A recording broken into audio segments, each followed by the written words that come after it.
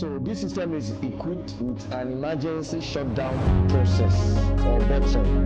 This is necessary in an emergency situation where there is a need to power down everything in this container in 1 second, and it's important because of the location of this installation. So we have the emergency safety switch button that is meant for complete shutdown of this system. So I want to demonstrate it now. This is a sunny day, everything is working, sunny, and we want to try the button, and this is how to do it.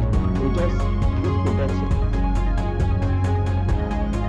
Everything shuts down in 1 second. Can you see that? Everything here is quietened in just 1 second. So we have activated the safety switch or emergency switch button. We want to release it. So the same way we pushed it down, we now return it clockwise to release it. So can you turn it clockwise to release it? Yes. And just in also a few seconds, once that then it will show some errors. Touch any arrow that is blinking. Touch the arrow that is blinking. Then now click yes. Click mark it. The mark it here. That's it. Touch that over one click. Okay, done. Touch this. It's done. So okay, there are still many other. But as soon as you touch, double click one of them, it comes back.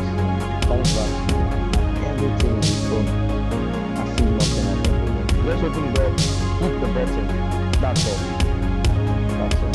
But it's not to be used and for anybody to just be testing it. So that's it.